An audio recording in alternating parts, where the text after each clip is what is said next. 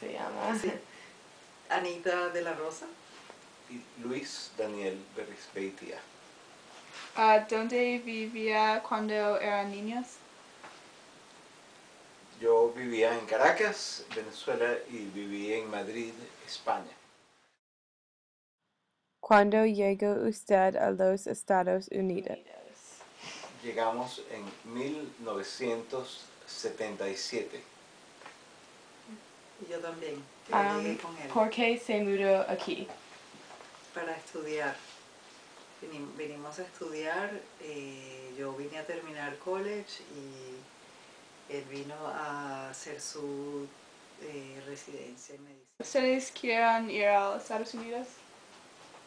Sí, sí queríamos. ¿Queríamos venir a los Estados Unidos? Sí, estábamos muy interesados en venir a los Estados Unidos.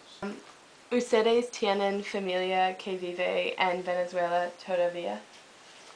Sí. Yo tengo un hermano y una hermana que viven en Venezuela y Anita tiene Dos hermanos. dos hermanos. Pero tenemos muchos primos, tíos, tías. Y familia extendida que vive en Venezuela. ¿Ustedes quieren volver a la Venezuela?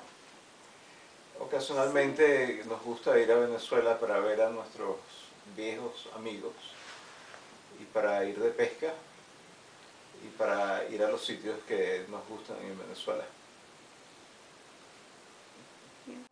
Ocasionalmente a mí me gusta ir a Venezuela para visitar a mis amigos y para ir de pesca.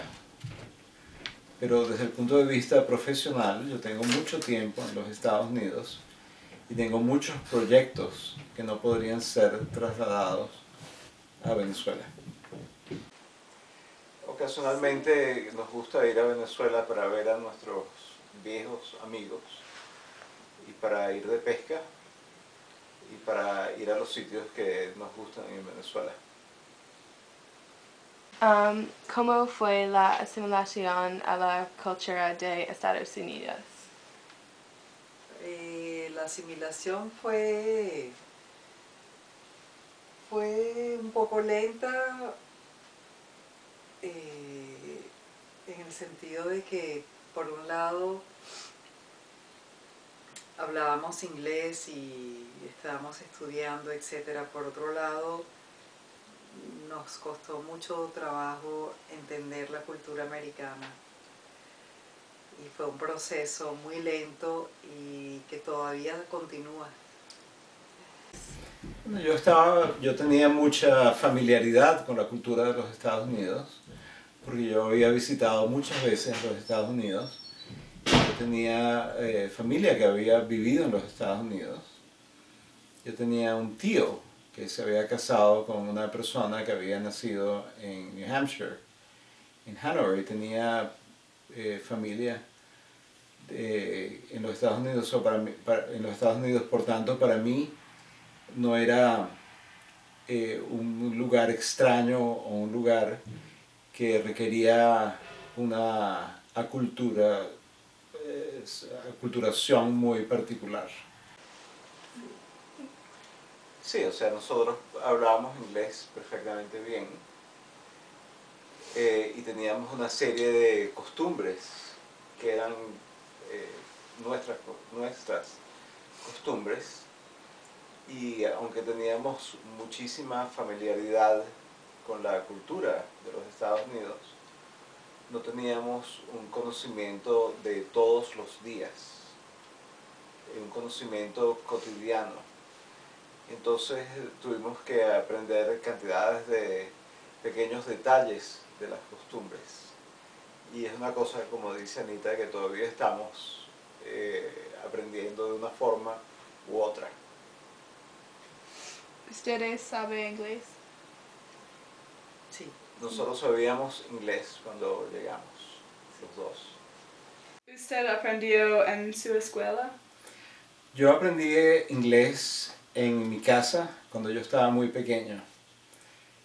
Y cuando yo estaba pequeño también me pusieron una profesora, porque el saber inglés dentro de mi familia era algo muy importante y era algo que se anticipaba. Mis padres ocasionalmente hablaban entre ellos en inglés. Y yo tenía una tía que había nacido en Cleveland, Ohio, y ella siempre me hablaba en inglés. Lo mismo tenía un tío que había nacido en Rhode Island, que él siempre me hablaba inglés. Ese tío y esa tía estaban casados con mi tía y mi tío carnal, que eran hermanos de mi madre, pero eran parte de la familia en Venezuela. Yo también cuando estuve en el colegio preparatorio fui a un colegio que era bilingüe, y entonces yo siempre tuve una gran familiaridad con el inglés. ¿Cuáles aspectos de la cultura son sus favoritos? Desde mi punto de vista, el sentido de la libertad y la posibilidad de que cualquier cosa es lograble, que cualquier cosa se puede hacer. ¿Ha experimentado racismo aquí en Estados Unidos? Todo el tiempo, Sí. sí. Sí, en los Estados Unidos hay un enorme componente de racismo y prejuicio, y es muy difícil a veces para el americano promedio entender una cultura que es diferente a la que ellos están acostumbrados.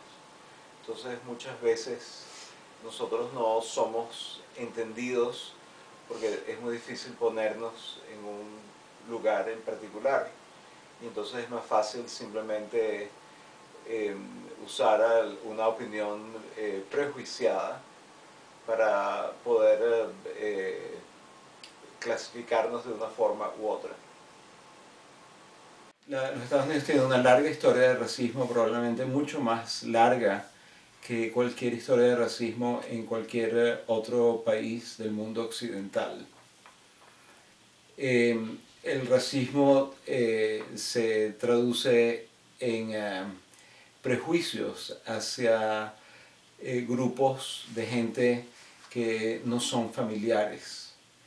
Y en ese sentido yo he experimentado el hecho de que hay muchas personas que no anticipan que yo haya nacido en Venezuela o que yo hable castellano, porque tienen un estereotipo que implica que cualquier persona que ha nacido en Venezuela pertenece a un grupo social o económico o racial particular, y cuando yo no pertenezco a ninguno de esos estereotipos, entonces les cuesta mucho trabajo entenderme, por decirlo así. Sí, bueno, también aquí como extranjero y como hispanoamericano, uno tiene que trabajar 2 veces más o muchas veces más que el americano normal y corriente para lograr el mismo reconocimiento, y eso es una manera de racismo. Y también como mujer, uno tiene que trabajar muchísimo más de lo que trabaja un colega mío que sea hombre para lograr lo mismo, y eso es otra manera de prejuicio. ¿Usted cree que los ciudadanos de Estados Unidos están igual? La pregunta es que si los ciudadanos de los Estados Unidos están igual. Sí. Si hay igualdad entre los ciudadanos de los Estados Unidos, implicando que no hay ningún tipo de prejuicio o discriminación. Y si ese es el espíritu de la pregunta, la respuesta es no. En los Estados Unidos no todos los ciudadanos son iguales, porque todavía existe un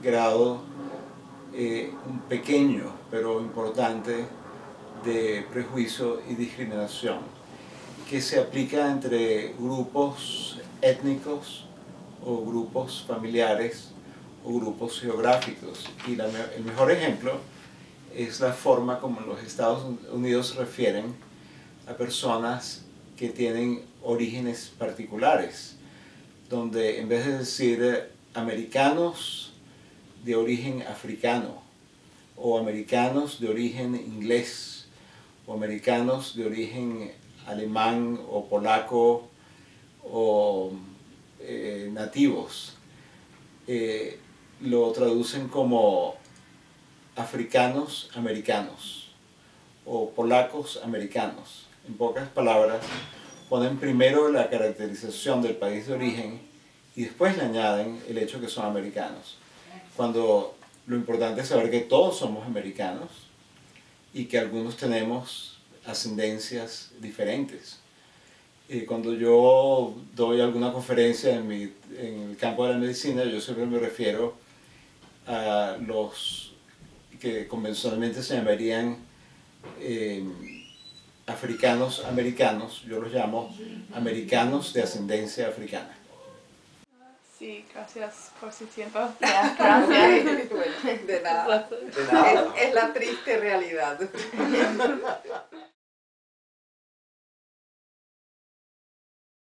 La entrevista era sorpresa porque ellos son diferentes de la gente. Estudiamos en la clase de español.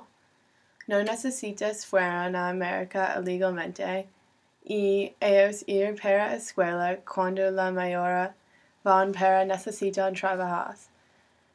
Es interesante porque ellos son blancos y no tienen acentos fuertes, pero ellos han experimentado mucho racismo en Estados Unidos. Sí, yo estoy de acuerdo con Maggie. También yo creo que esta sorpresa es aunque ellos experimentan racismo y tengan desventajas porque las personas de América tengan prejuicios sobre de inmigrantes. Ellos están muchos prósperos y tengan trabajos muy bien. No será difícil dar con su domicilio. Viven los basureros. Welcome to Tijuana. Tequila, sexo, marihuana. Welcome to Tijuana.